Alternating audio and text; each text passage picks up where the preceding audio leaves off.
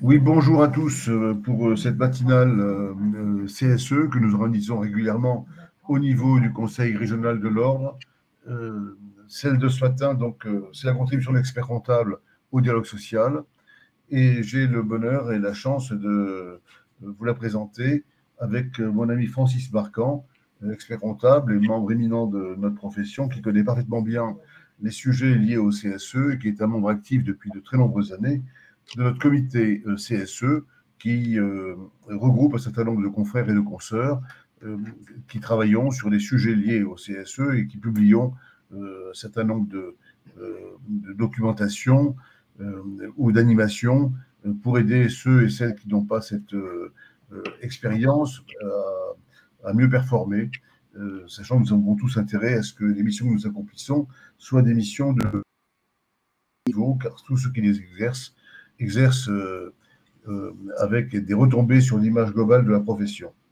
Donc, ce matin, nous allons vous parler de la contribution d'experts comptables au dialogue social. Et je dois juste. Attendez, voilà. Euh, donc, nous avons un plan qu'on va vous présenter en deux parties. Euh, D'abord, bien positionner le dialogue social, qui est lié à l'entreprise, mais pas qu'à l'entreprise. Le dialogue social est un objectif, une pratique dont Francis va bientôt vous parler. Et je continuerai en parlant des contributions d'experts comptables plus spécifiquement dans ce dialogue social, tellement important dans la société. Je dirais hier, aujourd'hui et demain. Et aujourd'hui, on voit bien à quel point il est important de pouvoir communiquer. Voilà. Donc, Francis, je te passe la main. Voilà. Oui, merci Jean-Luc. Bonjour à tous. Donc, c'est moi qui vais effectivement démarrer sur la première partie, donc sur le dialogue social en général. Et puis, effectivement, la partie spécifiquement liée à la contribution de l'expert comptable pourra être développée plus en détail par Jean-Luc. Alors, en ce qui concerne le dialogue social, il y a plusieurs définitions, hein, mais il y a une définition relativement générique et simple, qui est celle qui est donnée par l'Organisation internationale du travail, donc l'OIT, qui explique qu'il s'agit de l'ensemble de négociations, consultations et échanges. Alors donc, négociation, vous voyez, on verra ce que ça veut dire. Consultation également, échange entre le gouvernement, les employeurs et les travailleurs, puisque le dialogue social, c'est un ensemble. Donc, tu peux passer, si tu veux, la suivante, Jean-Luc. Vas-y, Jean-Luc, avance. C'est fait, hein, mais tu ne vois pas le support.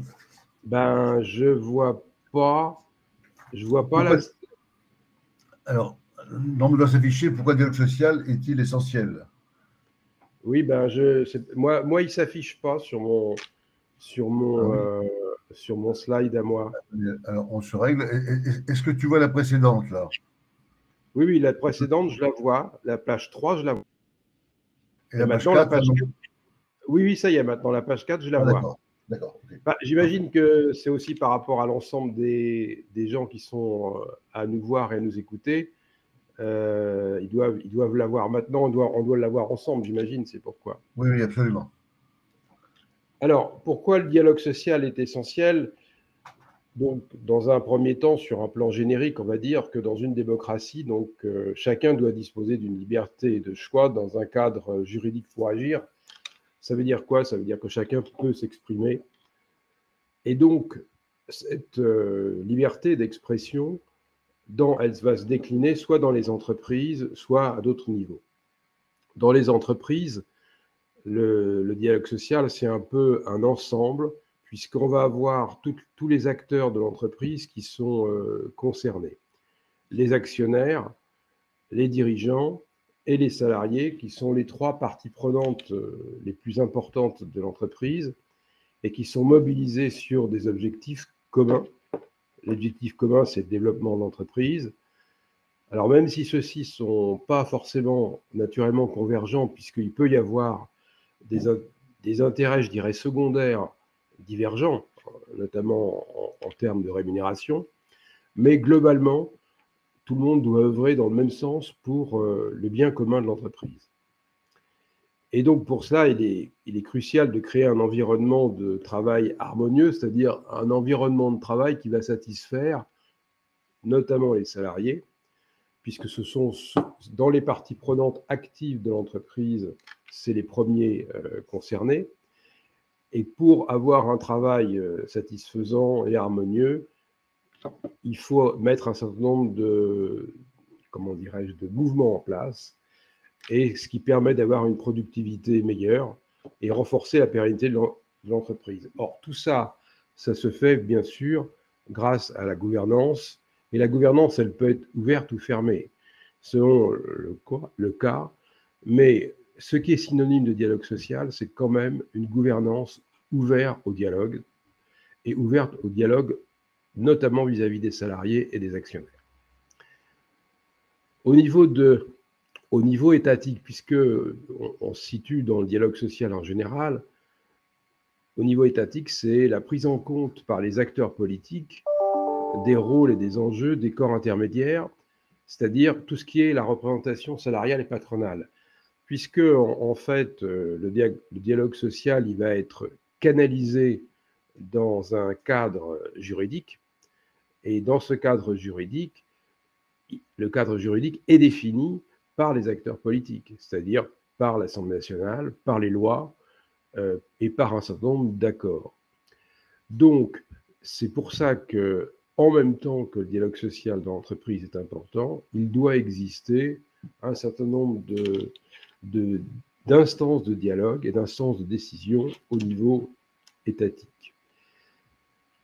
Alors ça, c'est renforcé par un élément que désormais tout le monde connaît depuis un certain nombre d'années, c'est le modèle social européen. Il y a eu de nombreuses conférences sur la nécessité d'un dialogue social européen. Ça veut dire quoi? Ça veut dire que tous les pays de la communauté européenne sont, je dirais, dans l'obligation de mettre en place des instances de dialogue social à l'intérieur des États. Ça a été acté plusieurs fois dans les textes fondamentaux de l'Europe, dans les accords de Lisbonne, dans les traités. Et donc, ça va se décliner dans chaque pays avec plus ou moins de différences, mais ça permet aux partenaires sociaux de contribuer activement à l'ensemble de la politique. C'est pour ça d'ailleurs qu'il y a aussi des instances européennes de dialogue social avec la Confédération européenne des syndicats notamment. Tu peux passer à la page suivante si tu veux, Jean-Luc. J'ai oublié de dire à tout le monde, bien sûr, que vous avez sur votre écran en bas à droite une petite bulle. Oui, pour poser des questions. Voilà. Vous pouvez écrire, poser vos questions si vous le souhaitez. Certains se sont présentés ce matin, on dit bonjour, et je les en remercie. Mais vous pouvez poser vos questions, et on essaiera d'y répondre, bien sûr, pendant cette matinale. Voilà. Voilà. Alors, ce qui est important d'ajouter, c'est que le dialogue social va être en quelque sorte confronté à la réalité des choses, c'est-à-dire la réalité du monde économique en évolution et du monde de l'entreprise, et que celui-ci n'est pas évidemment stable, il évolue en permanence en fonction de tout un tas d'éléments extérieurs, et qui font que le dialogue social peut être mis à mal, ou en tout cas peut faire l'objet de pressions diverses et variées.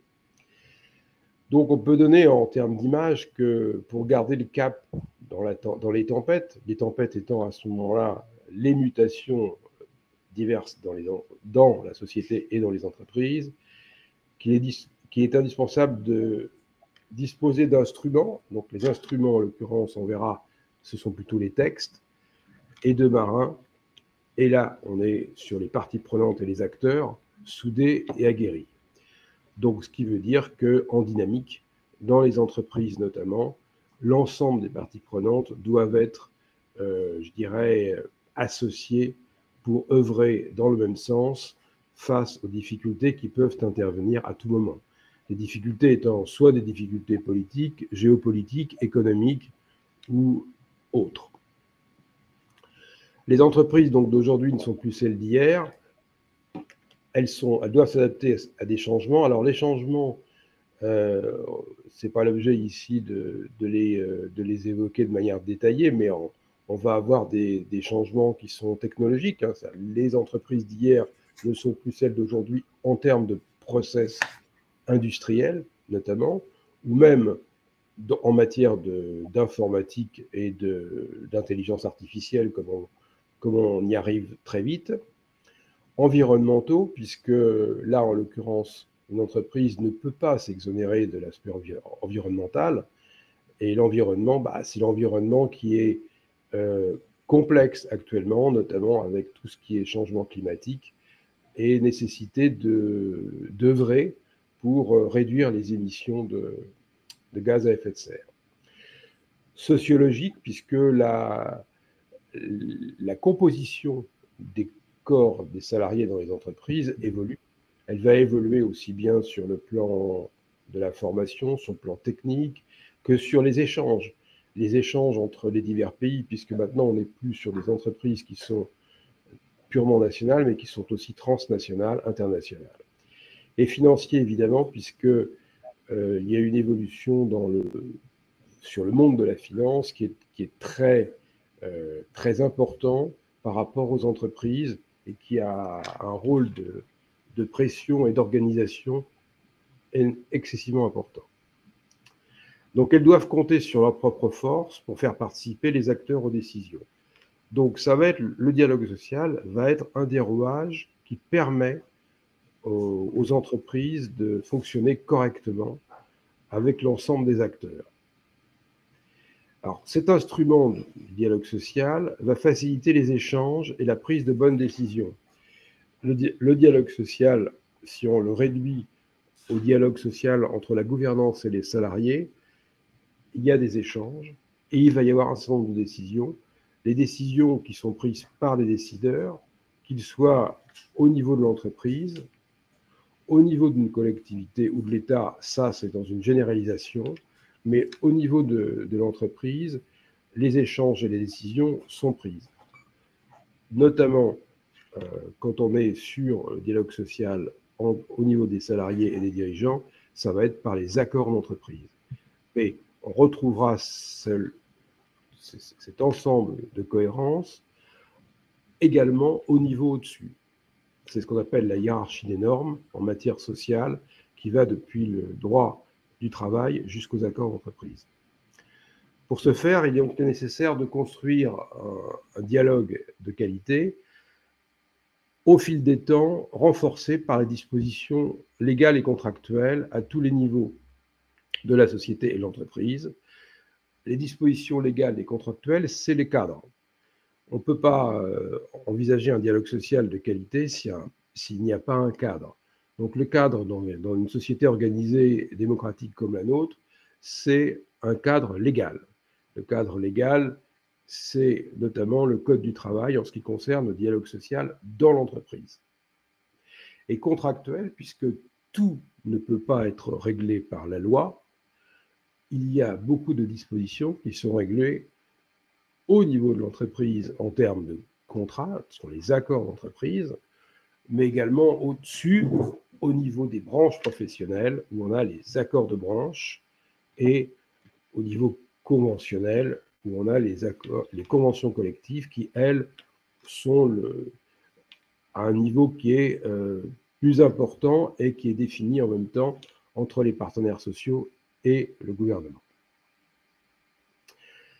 L'élection et la représentation sont les instruments choisis au fil des décennies.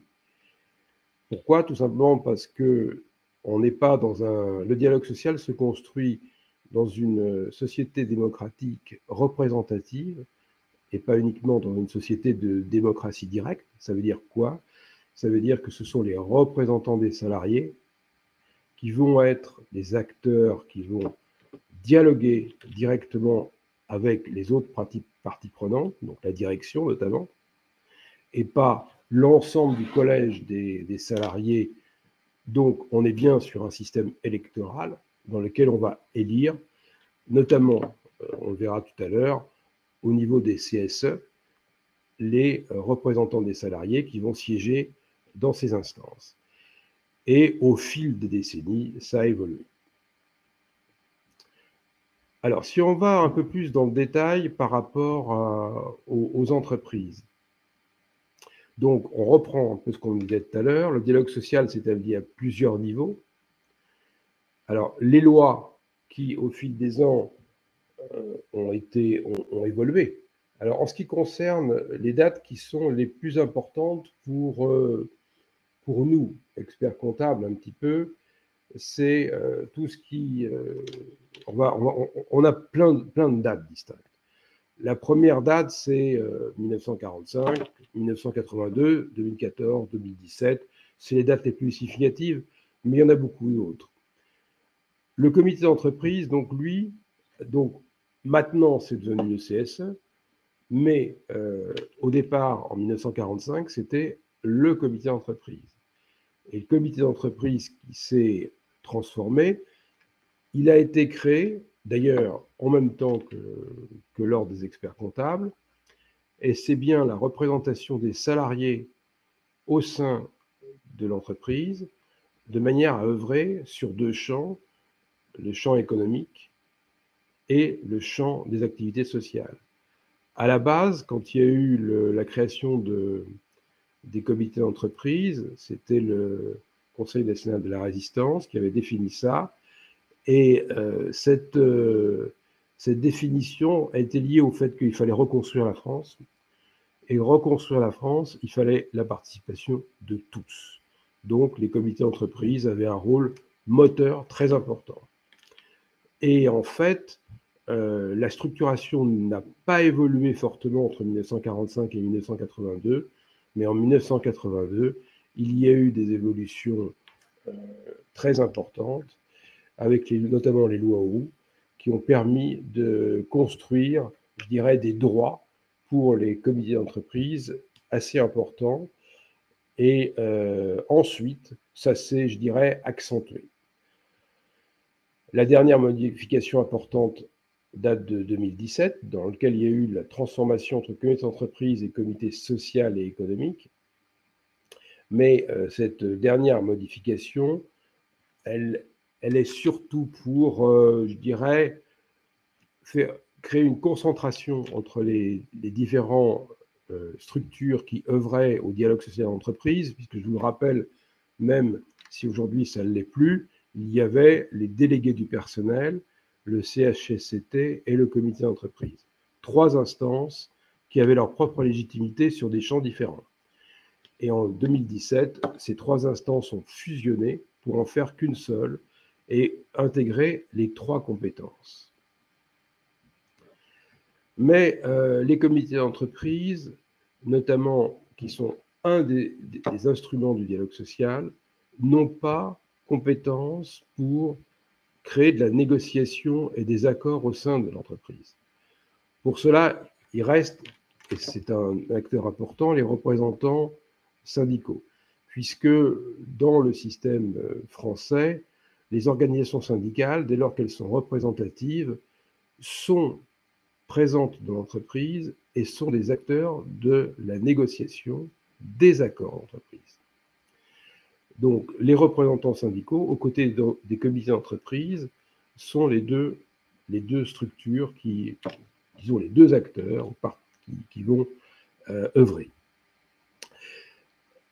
Il peut y avoir une possibilité, mais bon, ce n'est pas l'objet d'aujourd'hui, mais le comité d'entreprise pourrait éventuellement avoir un rôle de négociation dans certains cas prévus, notamment par l'ordonnance de 2017, mais peu utilisé au jour d'aujourd'hui. De même, il peut y avoir des entreprises, notamment des PME, dans lesquelles vous, experts comptables, vous pouvez intervenir, qui sont notamment des petites PME d'une cinquantaine ou d'une centaine de salariés, dans lesquelles il n'y a pas de représentation syndicale effective. Et là, l'organisation de la négociation se fait bien sûr autrement. Ça ne veut pas dire qu'il n'y a pas de négociation, d'accord, mais soit le comité d'entreprise peut avoir un rôle, soit il peut y avoir des accords unilatéraux, soit il peut y avoir la présence de représentants syndicaux externes à l'entreprise, mais qui ont une capacité à négocier. Le rôle économique des CSE est une constante depuis 80 ans, donc ça je l'ai dit. Il faut quand même le noter que 1945-2024, c'est quand même 80 ans pratiquement, et il n'y a pas eu de remise en cause du rôle économique des CSE. C'est bien sûr un rôle d'information et de consultation, c'est-à-dire qu'on n'est pas dans la codécision, ni dans la cogestion, mais le rôle économique des CSE est resté une constante. Il y a eu une période dans laquelle il y a eu une très forte évolution de la jurisprudence qui a permis, je dirais, aux CSE et à leurs experts de disposer d'une information de qualité, mais donc depuis, je dirais, la jurisprudence n'a jamais été combattue, elle existe toujours, elle est toujours efficace et elle permet d'obtenir énormément d'informations. Les juges ne font que confirmer cela. Mais encore une fois, ce rôle économique, c'est un rôle d'information et de consultation. Si on veut simplement faire une ouverture, on peut dire que ce dialogue social spécifique à la française ne se retrouve pas dans beaucoup de pays, même les pays européens, donc, qui sont donc soumis aux règles de la communauté européenne. Les CSE n'ont pas exactement le même rôle. On peut avoir des rôles qui sont plus tournés vers l'assistance aux salariés ou d'avoir des rôles qui sont ceux des organisations syndicales dans le cadre notamment comme en Allemagne, dans lequel il peut y avoir quelque chose qui s'apparente à la cogestion. Néanmoins, en tant que partie prenante de l'entreprise, les salariés restent quand même des codécisionnaires sur un nombre de sujets qui touchent l'emploi, les salaires, les conditions de travail. Parce que l'aspect économique, information, consultation, est un élément important, mais tout ce qui touche à l'emploi, au salaire et aux conditions de travail, les salariés sont quand même directement impactés au premier chef, et ils peuvent quand même, ils ont leur mot à dire, et tout n'est pas de l'information-consultation à ce niveau-là, mais ça peut être également de la négociation. Et ça doit, dans certains cas, être de la négociation. Je pense notamment à tout ce qui touche à l'évolution des conditions de travail dans l'entreprise. Les salariés vont proposer avec la gouvernance des évolutions. Voilà pour ça.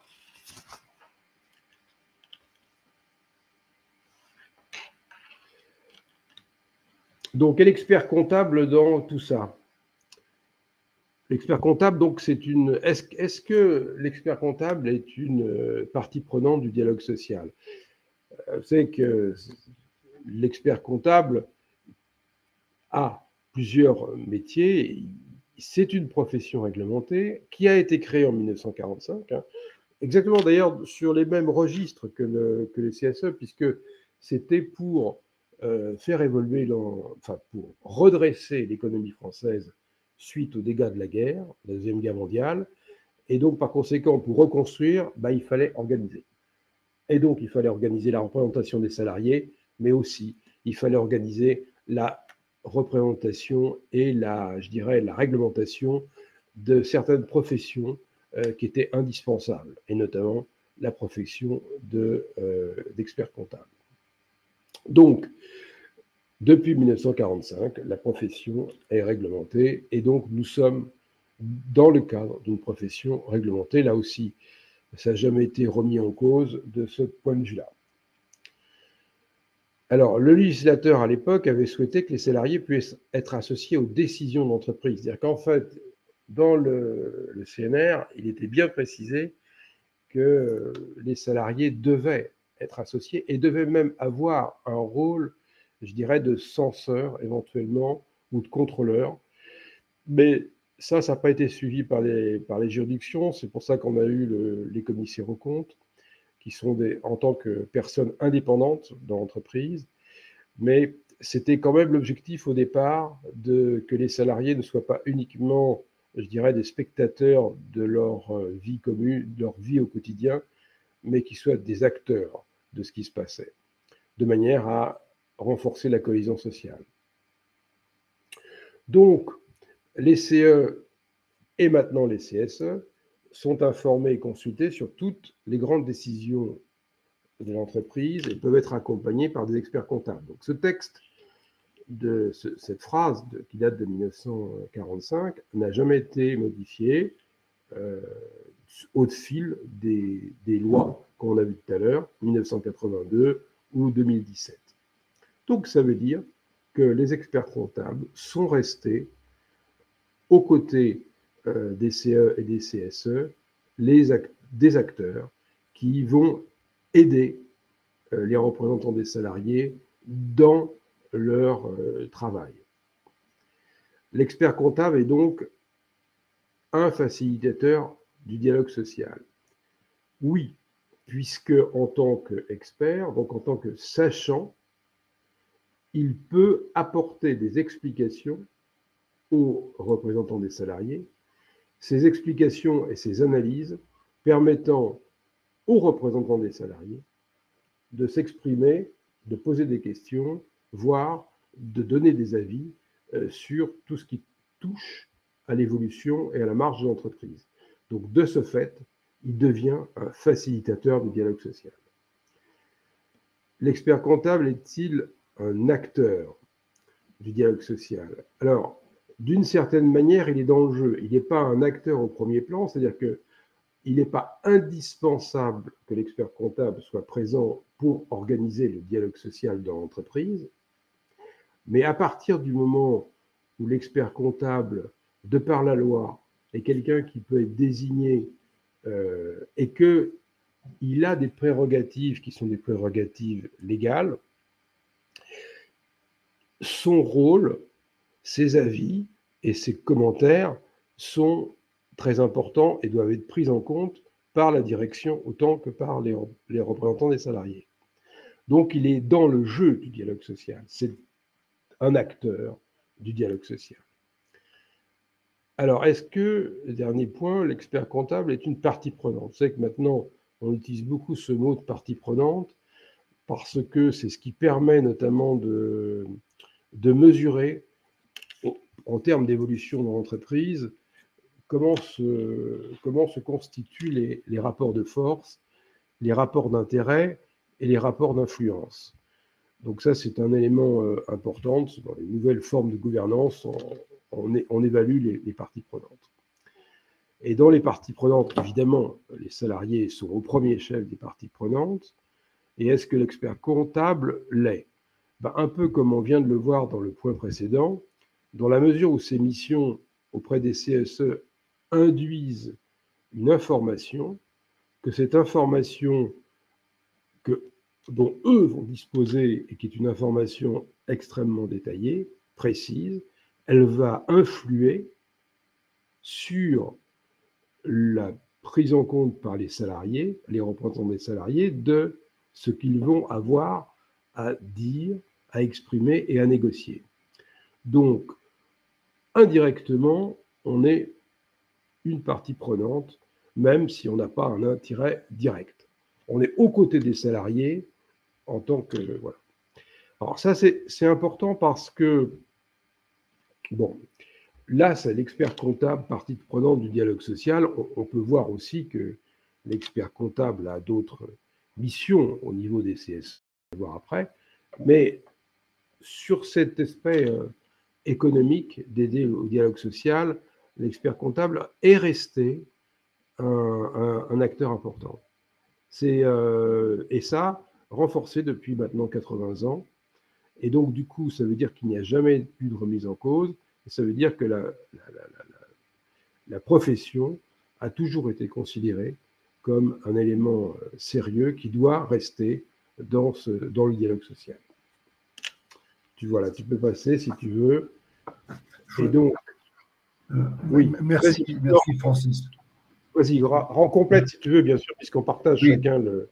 bien sûr. Je voudrais juste compléter, puisque tu parlais de ce sujet-là, est-ce que l'expert est une partie prenante ou pas au dialogue social, que tu as parfaitement détaillé. Je voudrais insister sur ce rôle de facilitateur du dialogue social en fonction de l'évolution de la société. Euh, euh, Francis Macron a insisté euh, sur la du DCE 1945, l'origine de la profession d'expert comptable 1945 aussi, où donc on a progressé tous ensemble et il s'est créé peu à peu des ambitions d'une évolution de la société. Les plus anciens se rappellent des projets de nouvelles sociétés qui étaient préconisés à l'époque par Jacques Chaban-Delmas et par Jacques Delors, et l'insistance sur ces notions de participation dans l'entreprise, même de participation au fruit du travail, au résultat, qui était un sujet très ancien, qui était déjà prôné par le général de Gaulle. Donc ces notions de participation, de présence dans l'entreprise, pour profiter de résultats, pour pouvoir s'exprimer, pour pouvoir faire face aux ambitions légitimes des salariés qui souhaitent être entendus, s'inscrit parfaitement bien dans cet axe-là et dans ces évolutions des gouvernances d'entreprise. La gouvernance qui est sourde aux attentes des salariés et aux évolutions euh, prend des risques très conséquents. On a vu encore récemment avec la crise sanitaire et le Covid la prise en compte du télétravail, par exemple, hein, qui avait des aspects positifs ou négatifs pour partie, mais il fallait toujours s'adapter à cela. On voit des entreprises industrielles qui, il y a 50 ans, étaient formées principalement d'ouvriers et qui aujourd'hui ont de plus en plus de cadres parce que l'automatisation, les robots font évoluer le travail. C'est la raison pour laquelle ce dialogue social devrait être permanent pour éviter, limiter les crises éventuelles. Quand des entreprises qui sont en crise, justement, parce qu'il y a, il y a une différence de parallélisme dans l'évolution des profits, par exemple, ou dans l'écoute même des salariés, nous pouvons avoir, Francis l'a dit, j'insiste là-dessus, un vrai rôle de facilitateur, et même quelquefois, lorsque l'entreprise sous la direction des problèmes de communication avec ses salariés, bien souvent, nous pouvons être un des éléments de la solution parce que est rompu et nous pouvons contribuer à rétablir un bout de confiance par nos diagnostics, par l'écoute que l'on peut avoir auprès des CSE qui nous choisissent, bien sûr, tout en étant un professionnel. Francis a bien insisté là-dessus et je vais poursuivre en le remerciant de cette première partie pour voir quelles sont les contributions que nous, experts comptables, pouvons apporter dans l'assistance qui est la nôtre auprès des CSE et des syndicats, tout en restant bien sûr professionnels indépendants. Parce que toute la question est là. Si nous voulons assumer notre rôle de façon sérieuse et appréciée, nous devons garder notre statut d'indépendant et non pas être l'avocat des syndicats, qui sont souvent assez grands pour s'exprimer. Et nous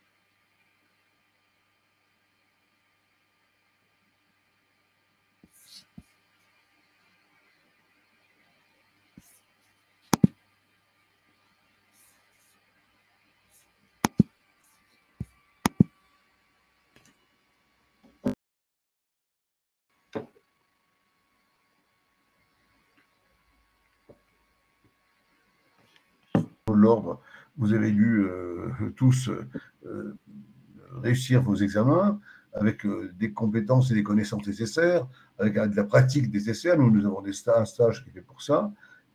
Et cette profession réglementée doit allier compétences, bien entendu, et indépendance. Donc, pour aller à l'essentiel, vous le savez, notre compétence est non seulement vérifiée en début d'exercice, mais régulièrement par les contrôles de qualité qu'il y a au niveau de la profession, et l'indépendance aussi par rapport à notre clientèle. Un expert comptable qui a un client qui représente dans son chiffre d'affaires 60%, risquerait de ne pas plus être vraiment totalement indépendant dans ce qu'il a à dire et ce qu'il a à faire. Alors, juste un rappel. Bon, la création de l'ordre, je ne vais pas y revenir.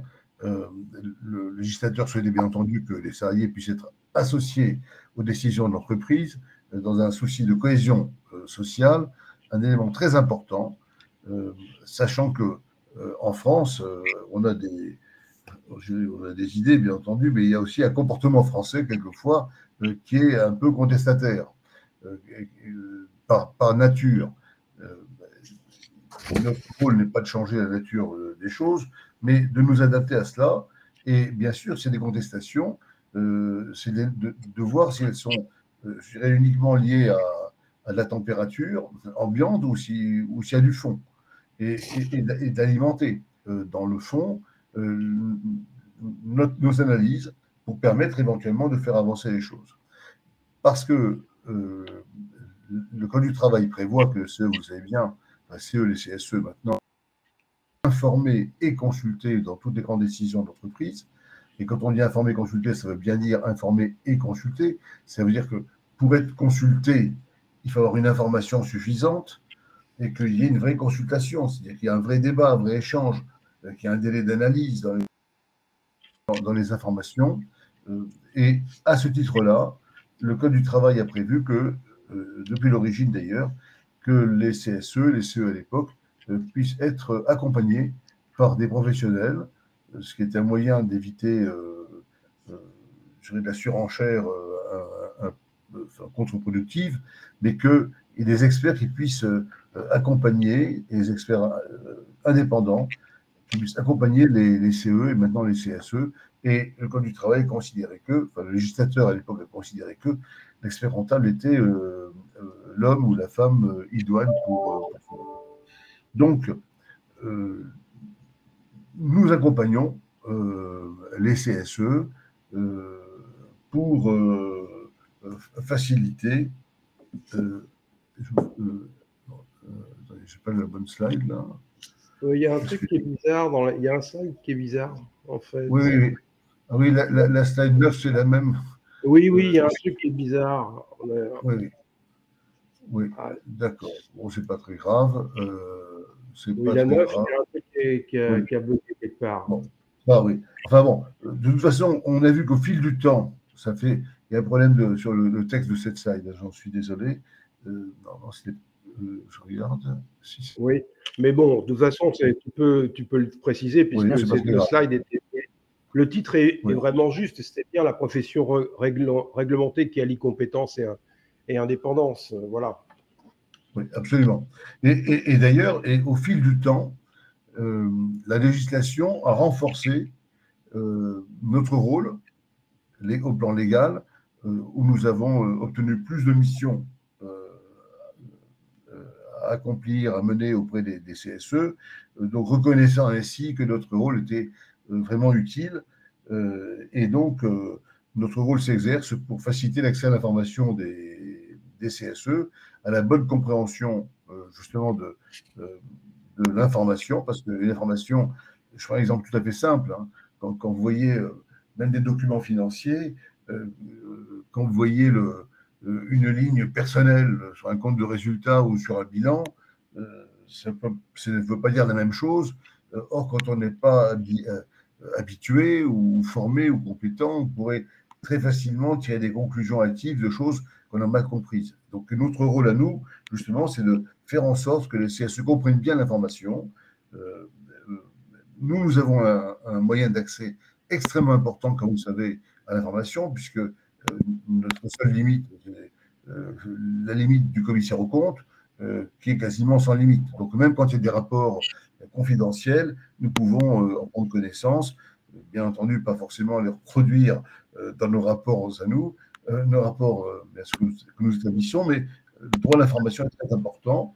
L'autre point, c'est que dans le terme d'évolution de nos missions, on a même eu une mission légale aujourd'hui nouvelle dans la comptabilité des CSE, puisque, comme vous savez, il y a 3 tailles de CSE au plan légal, et que très vite, le CSE doit faire examiner ses comptes par un expert comptable qui va avoir une mission de présentation. Voilà. Ce qui veut dire que même pour la gestion des fonds, des ressources des CSE, il y a bien sûr une réglementation, mais il y a même une obligation aujourd'hui de se tourner vers un expert comptable pour se faire, pour avoir des comptes dignes de ce nom. Voilà. Comme on a des missions pour les comptes de campagne électorale, par exemple, aujourd'hui les candidats aux législatives, par exemple, vont tous voir leurs comptes arrêtés et présentés à la commission des comptes de campagne par un expert comptable. De la même façon pour les CSE, dans la majorité des cas, leur compte doit être vu par aussi un expert comptable. Voilà. Donc c'est ce que je voulais rappeler dans cette partie de la compétence et de l'indépendance.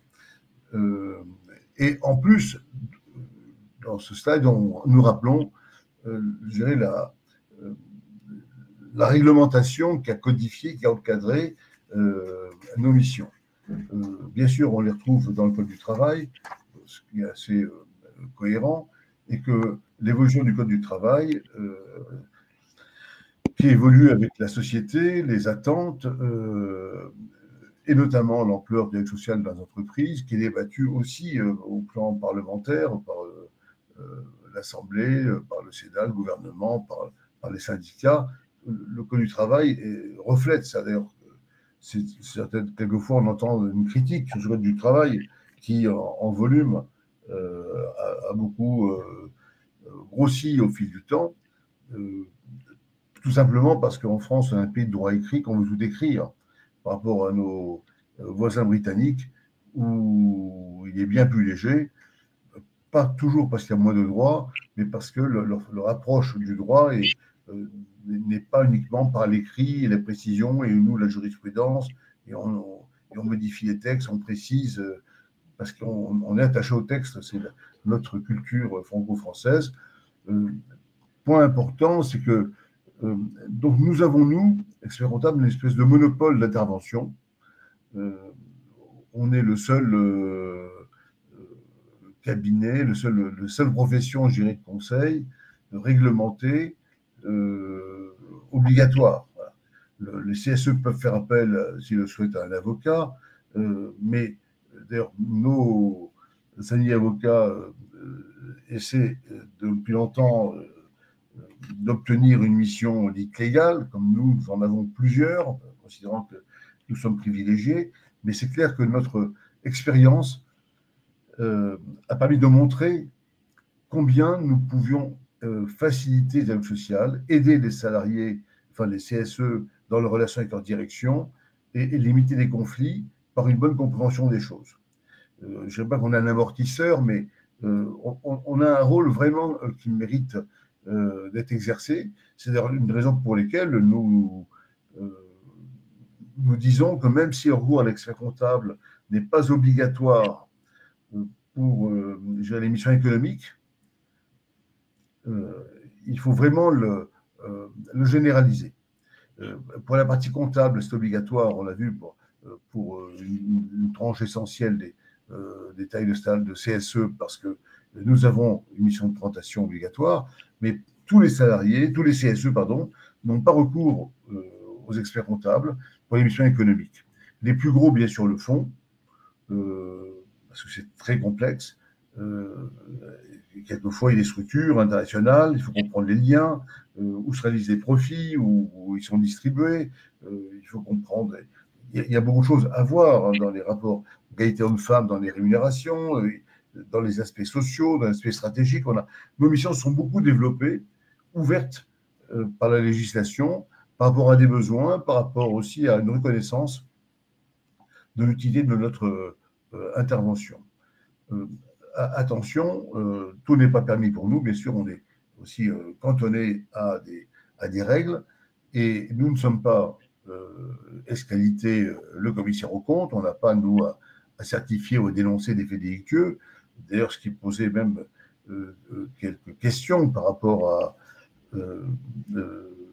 à Tracfin, jusqu'où nous devons intervenir, ce que nous pouvons demander. Mais nous ne sommes pas commissaires aux comptes, et notre client, on le répète jamais assez, c'est le CSE. Même si dans notre relation tripartite entre le CSE, entreprise et nous, nous sommes choisis par le CSE et souvent, pour les missions légales notamment, rémunérés par l'entreprise, ce qui peut créer une difficulté, n'oublions jamais que notre client, c'est bien le CSE. Donc nous, on n'a pas à certifier que l'entreprise a choisi le bon dirigeant, qu'il a bien les qualités adéquates, que la réglementation est appliquée pour lui. Nous ne sommes pas le commissaire aux comptes. On n'a pas un devoir de révélation auprès du procureur de la République. Par contre, nous avons un rôle que moi je trouve très important, puisque le CSE va formuler un avis positif ou négatif ou circonstancié sur bien des faits économiques de l'entreprise, dans ce cadre de la consultation et de la formation. Et souvent, pour émettre son avis, il se fonde sur nos diagnostics, nos analyses. Ce qui veut dire que vraiment, on a un rôle important pour cela.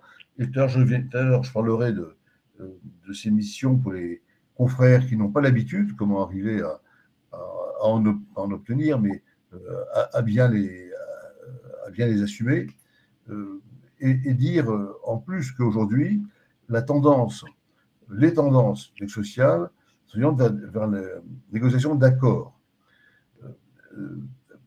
Parce que la loi permet au CSE de faire appel à un expert. La loi oblige l'entreprise à communiquer auprès des CSE.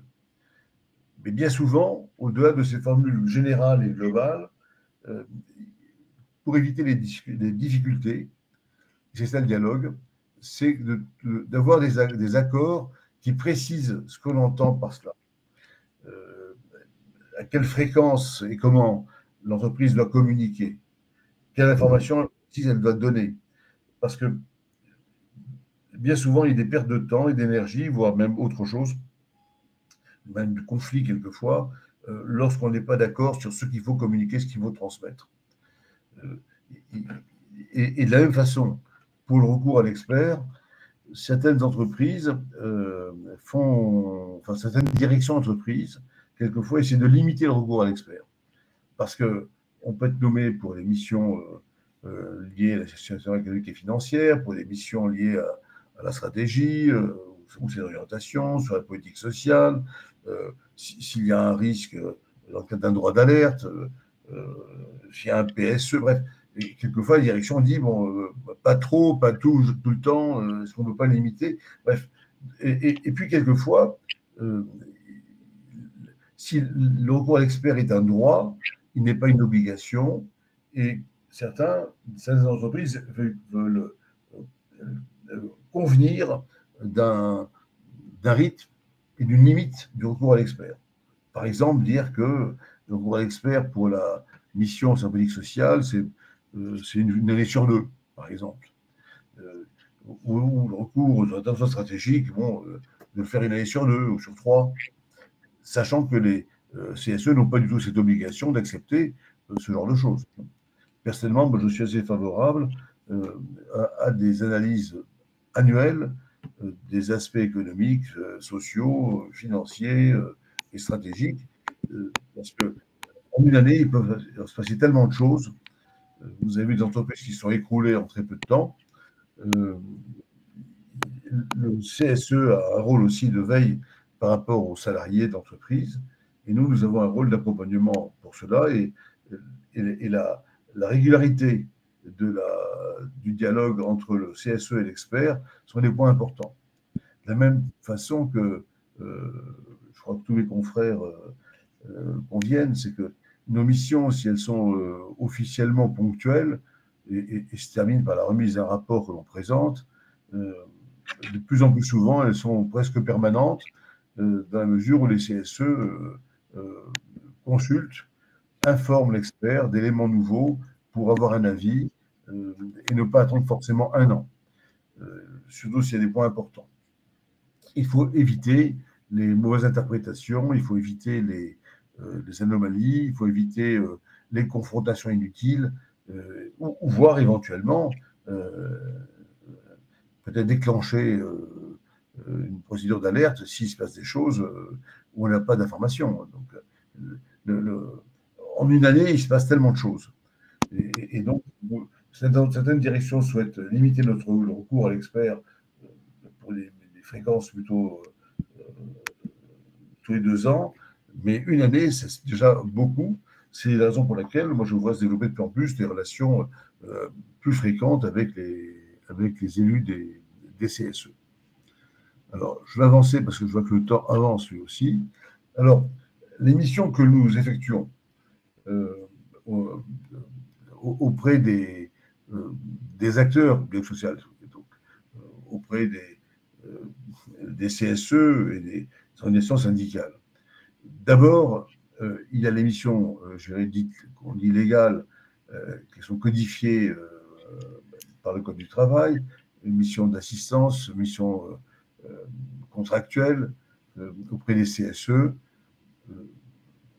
Vous les connaissez, je ne vais pas revenir dessus, qui sont financées par l'employeur ou quelquefois par le CSE ou quelquefois à deux, avec une quote-part à négocier, même si la loi prévoit un mode de répartition pour cette mission. Bref, c'est un pan important de la relation CSE et expert comptable pour plusieurs cas de figure dont je viens de parler.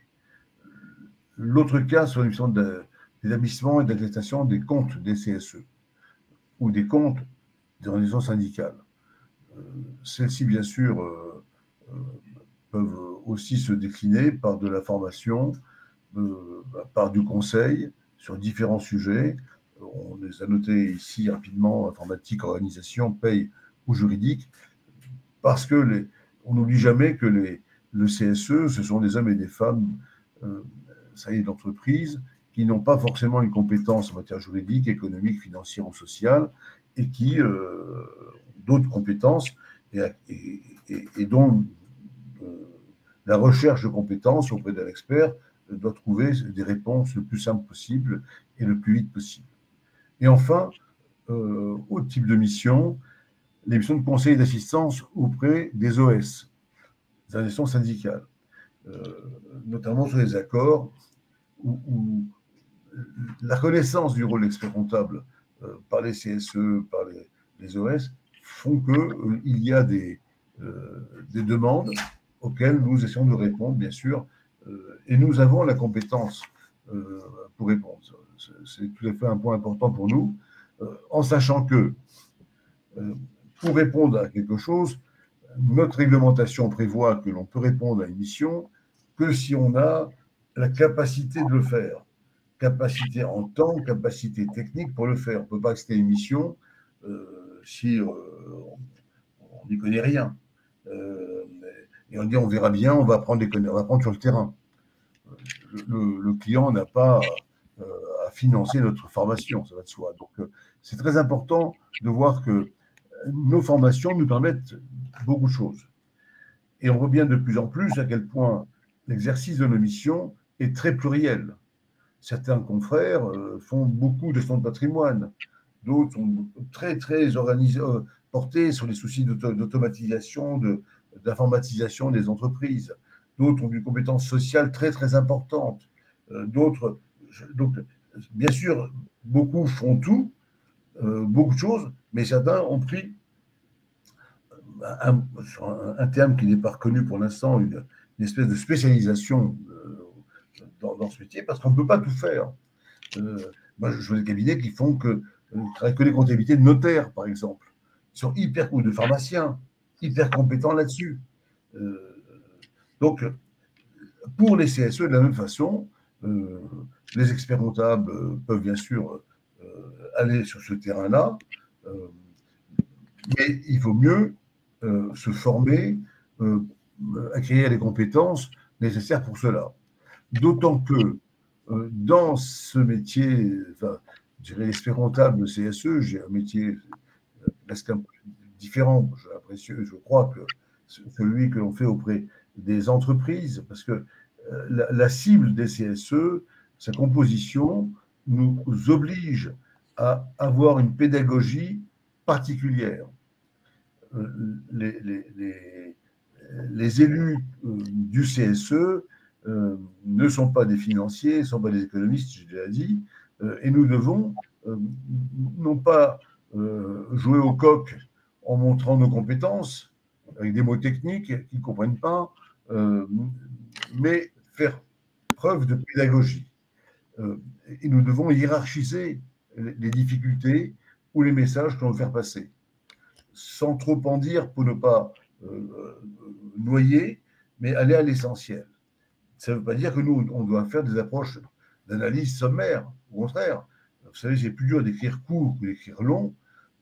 Donc, nous devons synthétiser nous-mêmes, voir ce qui est important et nous exprimer de façon pédagogique avec des élus. Et c'est la raison pour laquelle, bien souvent, dans nos rapports, si on faisait avant des rapports, je dirais, un peu classiques, avec du texte pour expliquer, de plus en plus, on met de l'image. Nos rapports, souvent, maintenant, sont sous des formats de PowerPoint avec des graphes pour illustrer les choses. Non pas parce qu'ils ne peuvent pas comprendre, mais il faut aller à l'essentiel. On souhaite que le message passe. Donc, et bien comprendre que ce que l'on va écrire va être lu par des élus de CSE, mais aussi par la direction. Donc, et nous devons, nous, être capables de communiquer comme il se doit auprès des élus des CSE, mais aussi auprès des directions d'entreprise. Quand on est en face de soi, en réunion plénière de CSE, les directions, et quelquefois, on voit présent le ou la présidente, le ou la DAF, directeur général, DRH, quelquefois même d'autres. Souvent, des grosses entreprises sont des gens qui ont des sacrées compétences. Hein. Il m'est arrivé d'être devant des jeunes entreprises qui a plus de 100 000 salariés. Ce sont des gens qui sont un peu qui sortent du lot, hors du commun.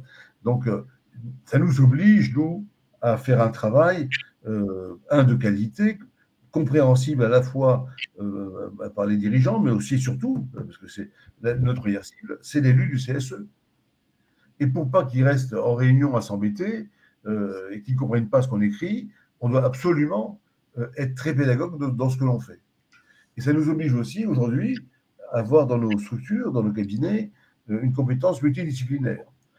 Parce qu'aujourd'hui, on ne travaille pas que sur les chiffres, pas que sur les états financiers, mais sur des aspects qui sont tout à la fois économiques, pour apprécier le marché, la concurrence, l'évolution, les groupes, les aspects juridiques, les aspects sociaux, les aspects comptables. Bien sûr, il faut qu'on comprenne ce qu'est une conso et comment ça se passe, les aspects stratégiques, sectoriels, bref, on doit avoir multicasquette. On ne peut pas faire une analyse des comptes d'une entreprise pour un CSE, ce n'est pas de jeter sur un logiciel 3 liasses fiscales et qu'on nous sorte une analyse financière qu'on va montrer. Ce n'est pas ça du tout. On doit s'intéresser à l'activité, aux produits, à l'organisation, aux implantations, aux compétences, aux concurrences. Bref, on doit aller bien au-delà de l'aspect financier, comptable, basique. C'est la raison pour laquelle nous disons toujours aux confrères qui veulent lire ce secteur d'activité, formez-vous, faites-vous accompagner, ou faites une mission à deux avec un qui a déjà l'expérience. Parce qu'il faut avoir ces compétences spécifiques. Certains font même appel à des cabinets, en particulier comme des sous-traitants, sur tel ou tel aspect, parce qu'il y a des missions qui méritent d'aller très très loin. On fait une analyse de politique sociale, par exemple, il ne s'agit pas uniquement de faire du commentaire basique de ce qui augmente et ce qui diminue, enfin, ou de moyenne. Il faut aller sur le fond, faire un vrai diagnostic. Et donc arriver à la fin, être capable de synthétiser, de prioriser et de présenter nos conclusions aussi bien aux élus lors d'un CSE, mais aussi en réunion plénière avec des directions qui, quelquefois, ne sont pas tendres avec nous. Hein. Il y en a qui trouvent prétexte à critiquer nos analyses, surtout si elles ne le partagent pas. Je prends le cas tout simplement d'une mission est nommée par rapport à un plan social, un plan de licenciement économique collectif. La direction, elle a son plan. Elle veut le mettre en œuvre. Elle y a réfléchi. Elle s'est fait accompagner peut-être par X cabinet ou par un siège, je ne sais quoi. Le CSE dit, bon, nous, on veut demander à un expert son avis. C'est évident que nous, notre avis, c'est rarement de dire oui, absolument, il faut licencier, et même encore plus. Nous, on va essayer de voir les raisons, les risques profonds, l'urgence de le faire, le quantum d'emplois que l'on veut supprimer, la raison, les conséquences sur ceux qui vont rester, sur la différence entre les traitements ponctuels et dans la durée. Bref, donc on peut avoir des points de divergence avec une direction qui peut très bien nous dire qu'on n'a pas forcément tout vu. Enfin, et ça peut être dit de façon plus ou moins élégante sur les personnes. Donc, on doit avoir la capacité pour ça. Et c'est la raison pour laquelle aussi, moi, je dis à nos confrères qui n'ont pas l'habitude, attention, n'envoyez pas sur un dossier plan social un collaborateur un peu junior à une réunion de restitution. Parce qu'il risque de se faire totalement, entre guillemets, assassiner. Et s'il n'est pas bon, s'il n'a pas la capacité, c'est pas bon pour les élus non plus. Donc, nous devons nous préparer. Ce sont des missions que je trouve formidablement utiles, importantes, utiles pas que pour les cabinets, utiles pour ceux qui font appel à nous, utiles au dialogue social, utiles à l'entreprise, utiles aux salariés. Et donc, ça mérite pour nous notre investissement le plus total pour les réussir. Enfin, et je finirai par ça, pour notre profession, c'est un marché aussi. Parce que les CSE, ça représente des missions potentielles conséquentes. Et nous avons, d'ailleurs j'en parlais, j'entends souvent les avocats me dire, mais c'est pas normal que nous n'ayons pas, comme vous, une mission légale. Ça mérite quand même qu'une fois par an, on fasse le point du juridique de l'entreprise, et le social, on peut le faire aussi, et ainsi de suite. Bref, aujourd'hui, nous devons toujours prouver collectivement qu'on tient la rampe en termes de compétences, de connaissances, et qu'on apporte quelque chose. Et pour nos cabinets, ça peut être, en termes de stratégie, un élément de diversification dans le portefeuille client d'un cabinet, tout à fait louable. La seule chose, c'est qu'il faut s'organiser en conséquence, c'est tout. Dans un cabinet, on ne va pas dire on va s'intéresser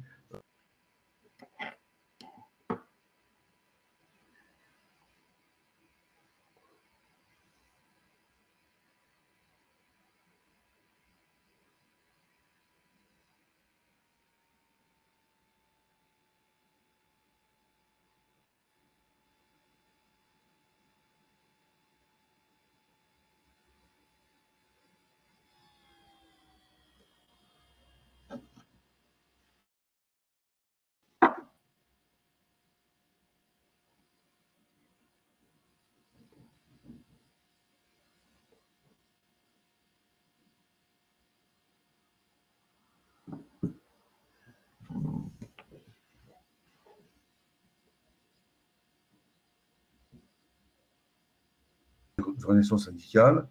Et enfin, les missions d'expertise légale, dont tout à l'heure je parlais, ne sont pas destinées, comme certains le croient quelquefois, uniquement à quelques grands cabinets.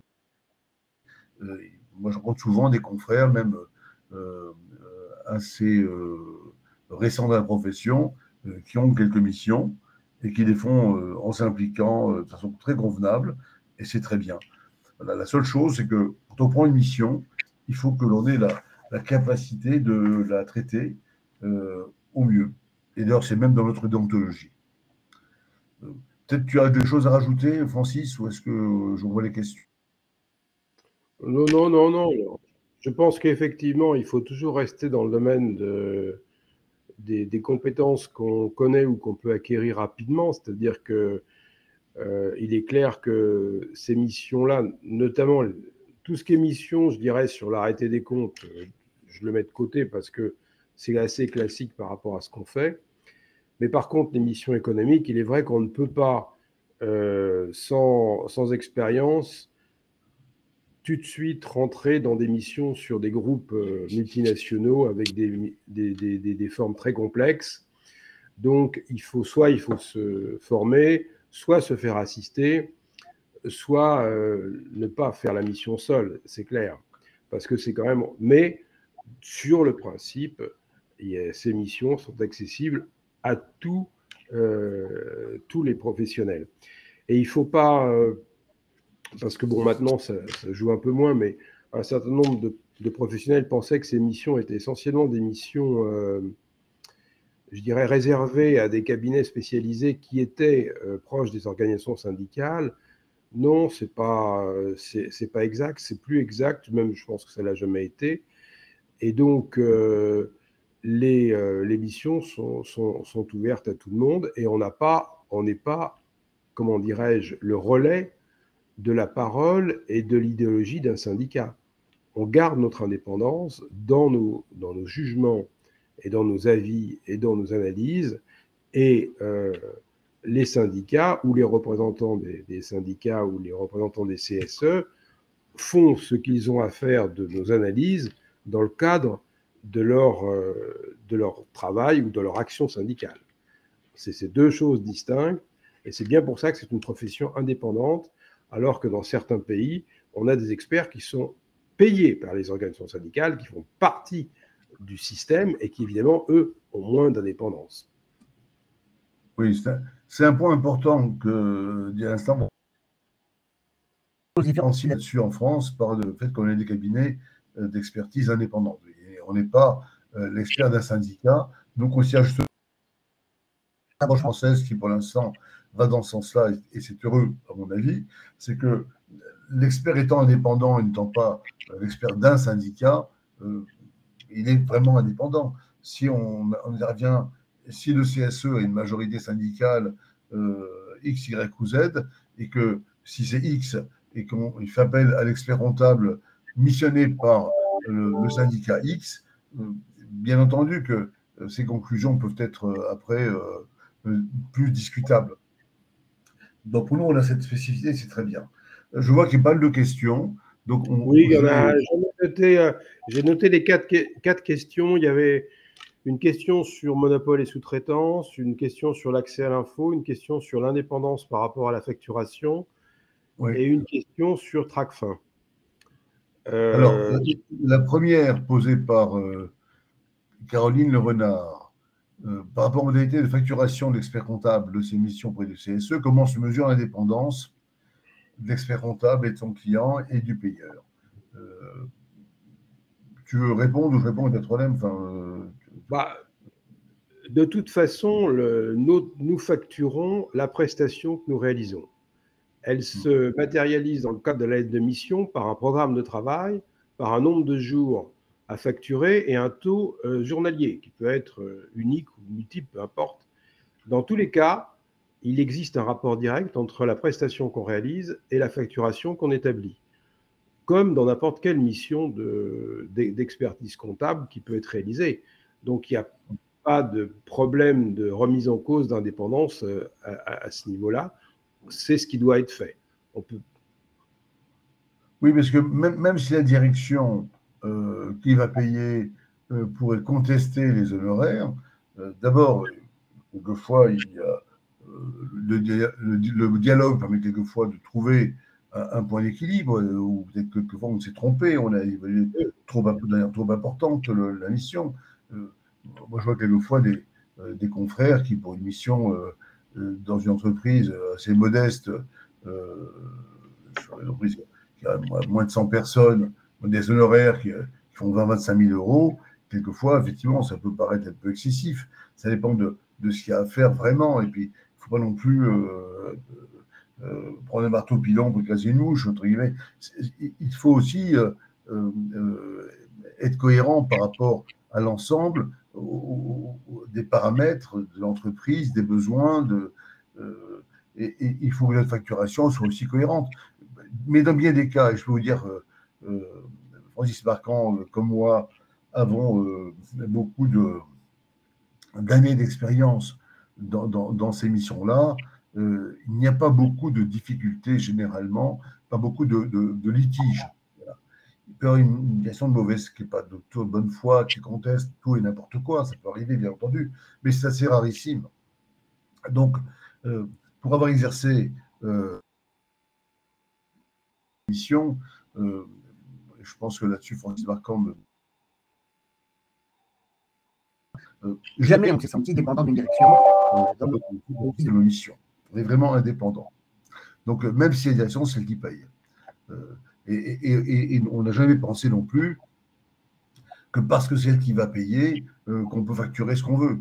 Il faut être cohérent. Il y a des règles, on est des experts, on est des professionnels, je dirais, avec un corpus d'ontologique assez important. Et justement, c'est pour ça qu'on nous a missionnés, parce qu'on a cette formation, cette culture et cette déontologie.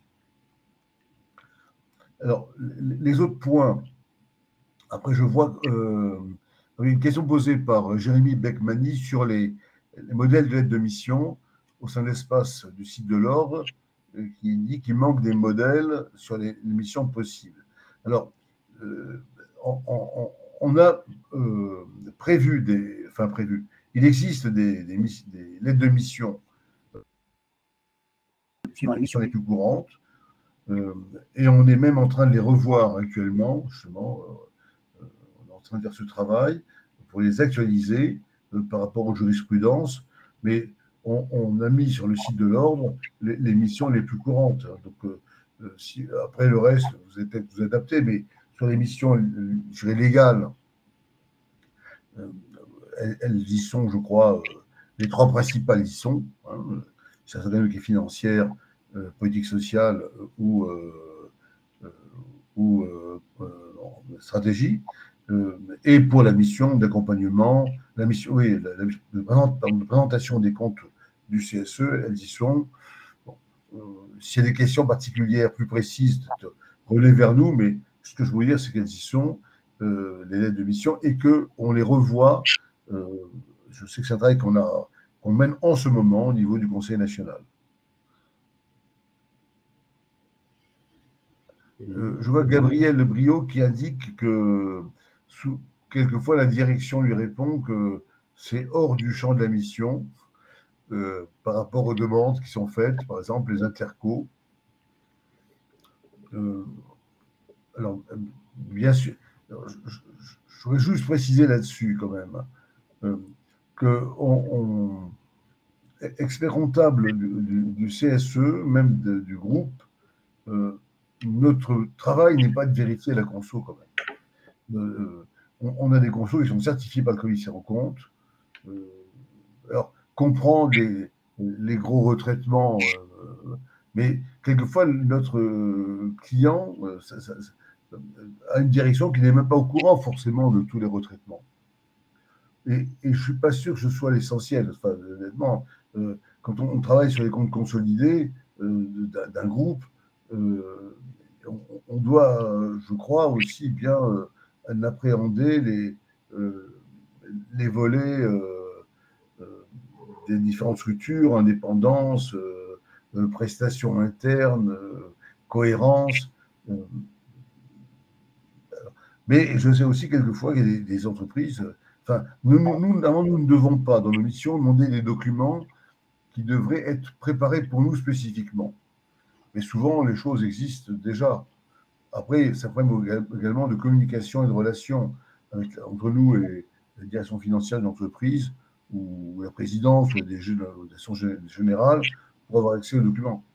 Tu as des commentaires là-dessus, Oui, parce Francis? que, oui, si tu veux, bon, je vois le sens de la question, notamment dans des filiales qui sont un peu éloignées du groupe et dans lesquelles il peut y avoir un certain nombre de management fees ou de prestations qui sont facturées dont on ne sait pas exactement ce que c'est. La direction de l'entreprise doit répondre à l'expert. Elle doit répondre à l'expert sur tous les flux comptables qui la concernent directement. Et donc, donner. Alors, par exemple, elle peut très bien, elle doit disposer en tout cas de conventions qui ont été explicitées. Ça, elle doit pouvoir les donner. Maintenant, les modes de facturation, notamment quand ils émanent d'un groupe à l'étranger, c'est toujours très compliqué à obtenir parce que les directions locales ne les ont pas forcément. Donc, il faut tenter de comprendre un petit peu, mais en tout cas, nos pouvoirs d'investigation ne nous permettront jamais d'aller rechercher des informations qui sont très loin à l'étranger. On a tous eu ces cas-là. J'ai tous eu les cas, hein, des cas d'entreprises japonaises, chinoises, etc. À un moment ou à un autre, c'est très compliqué. En fait, il faut rester sur la signification des chiffres et je dirais, dans nos restitutions, donner aux représentants des salariés notre point de vue là-dessus. En disant, vous voyez, par exemple, cette refacturation, on ne sait pas forcément ce que c'est, elle est significative, donc vous devez essayer d'avoir auprès de la direction une explication là-dessus. On ne peut pas tout savoir et tout faire et tout dire, mais par contre, on se doit de le communiquer dans nos rapports par rapport à l'expert. Mais alors dans les groupes consolidés, on a en général beaucoup d'informations, mais c'est vrai que souvent on peut avoir ce genre de questions. Bon, voilà. Ça nous est arrivé historiquement, quand je dirigeais un grand cabinet, d'aller chez le juge pour obtenir des informations, mais c'est vraiment dans des cas très spécifiques de grands groupes internationaux. Donc, c'est des choses qui sont très rares. Voilà. Mais dans les groupes, juste pour compléter, je disais ça en Francis Marquand, bien sûr, quand on a même des filiales qui sont sujettes à supporter des refacturations de sociétés du groupe, et quelquefois, on peut se dire, est-ce que c'est bien justifié? Il y a des sociétés qui sont très centralisées, où les matières sont achetées par une structure qui les revend aux filiales, où il y a des refacturations de management de fees, de services de gestion interne, d'informatique, tout ce qu'on veut. Et quelquefois, on trouve qu'il y en a beaucoup trop. Juste pour illustrer, moi, je me tête il y a longtemps dans une mission auprès d'un gros labo pharmaceutique où le groupe facturait aux filiales un taux assez conséquent de management de fees, on peut appeler ça comme on veut, ou de frais de groupe qui remontaient. Bon. Et on avait des sociétés, notamment, je pensais aux frais de recherche, par exemple, et notamment dans ce groupe, tous les labos n'avaient pas des nouveaux produits chaque année. Et moi, je travaillais sur une structure qui avait un produit, un médicament exceptionnel, ou qui évolue pas beaucoup au fil du temps, qui est vraiment une pépite, et qui génère un paquet de résultats.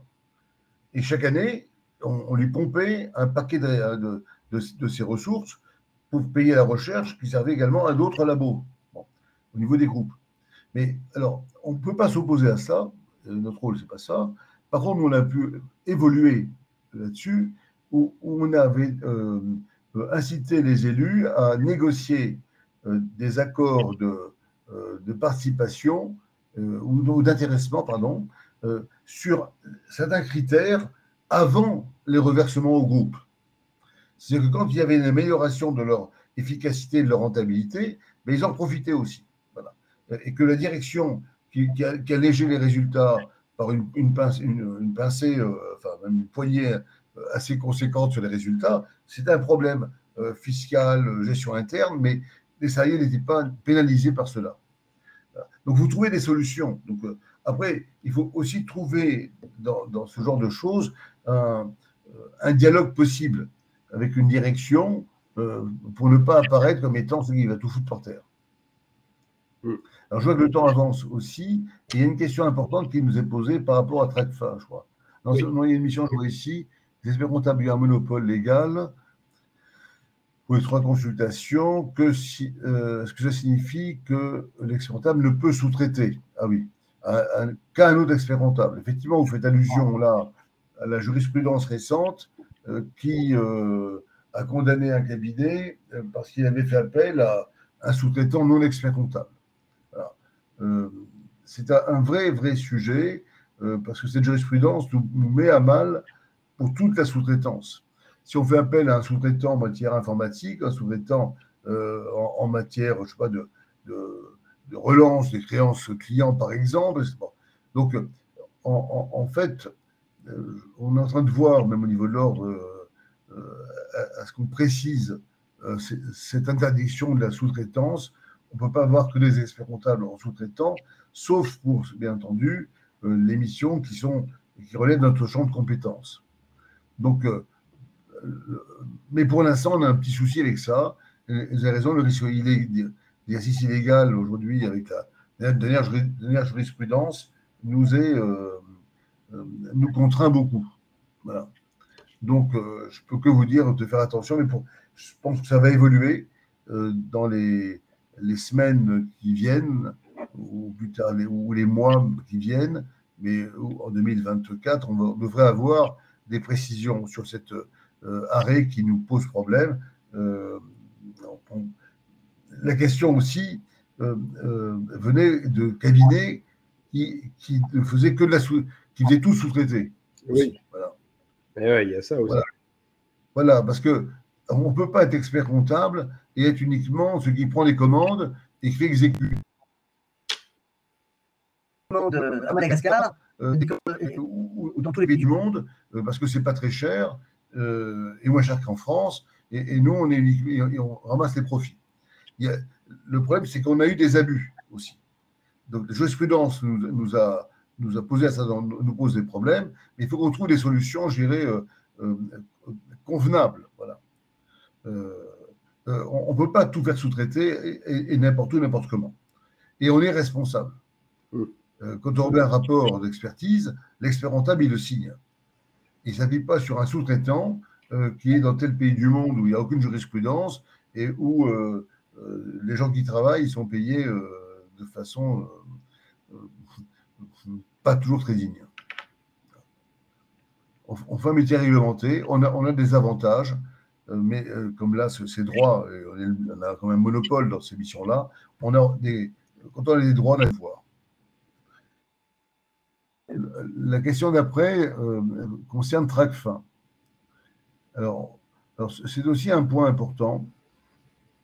Et je peux vous dire que nous avons demandé aux responsables de la commission de TRACFIN au Conseil national son avis. Aujourd'hui, quand on considère que notre client, c'est le CSE, on n'a pas forcément le rôle que l'expert comptable, commissaire aux comptes de l'entreprise. Donc, pour ce qui concerne TRACFIN, si on a un doute, il faut qu'on s'entretienne avec l'expert comptable de l'entreprise ou son commissaire aux comptes en tant que professionnel, mais nous, on n'interprète pas les textes. Et la question de départ, c'est qui est notre client? C'est la raison pour laquelle notre réflexion nous a conduit à nous dire que nous devons créer notre propre jurisprudence là-dessus. Donc, on va devoir, c'est dans les tuyaux, écrire des articles dans les revues professionnelles pour expliquer notre position par rapport à tel ou tel point. Parce qu'on n'aura pas de réponse précise pour l'expertise comptable d'un CSE. TRACFIN va au-delà de cela, des pactes français, et notre modèle à nous, il faut qu'on le défende, mais il faut aussi qu'on explique que notre client, ce n'est pas l'entreprise, notre client, c'est le CSE.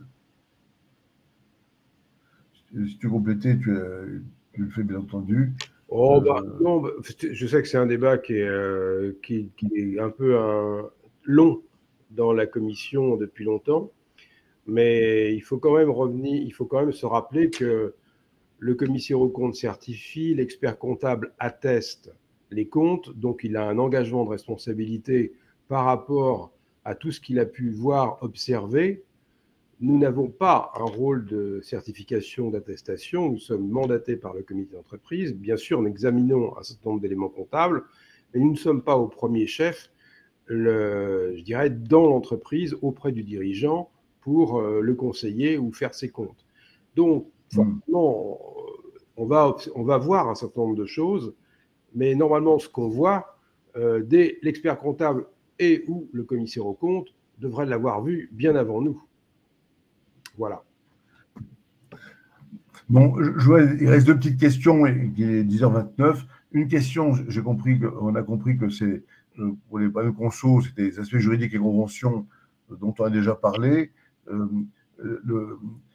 Apprécier les politiques de prix de transfert, effectivement, c'est un sujet délicat dans les groupes quand on pose des questions par rapport à ça, mais on doit pouvoir y arriver. Il faut qu'on comprenne comment se facture, surtout quand c'est des points importants, lorsqu'il y a des gros volumes facturés en interco entre une maison mère ou de plusieurs filiales, pour voir comment se calculer ces prix dans les prix de transfert. Je comprends parfaitement qu'il faut creuser ce sujet-là. Et dernière question, c'est une question, on ne peut plus faire appel à un sous-traitant SSCT. Par rapport à la jurisprudence, je comprends ce que votre risque par rapport à ça, mais aujourd'hui, il y a des cabinets qui ont internalisé la fonction SSCT dans leur propre cabinet. Il y en a qui travaillent avec des sous-traitants. Effectivement, la jurisprudence nous met un peu à mal aujourd'hui par rapport à cette sous-traitance. Moi, je conseillerais aux cabinets qui le peuvent d'internaliser cette fonction parce que ça va beaucoup se développer. On voit bien comment aujourd'hui les aspects même de politique sociale d'entreprise demandent des compétences très particulières. Les aspects SSCT deviennent des points importants pour l'avenir et ceux qui peuvent travailler sur l'internalisation de ce genre d'activité, moi je peux les inciter à le faire parce que c'est bien pour l'ensemble. Parce que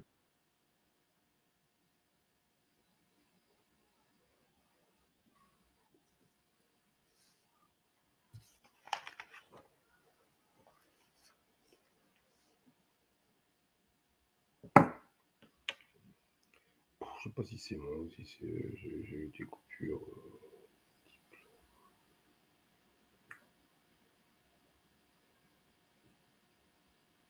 Oui, mon ami Francis Marquand qui s'est beaucoup investi dans ce sujet du dialogue social et juste comme une question vient d'arriver sur l'émission de formation, bien sûr, Supexpertise est une bonne école de formation, mais il y a aussi des cabinets qui maintenant développent des formations, c'est très bien.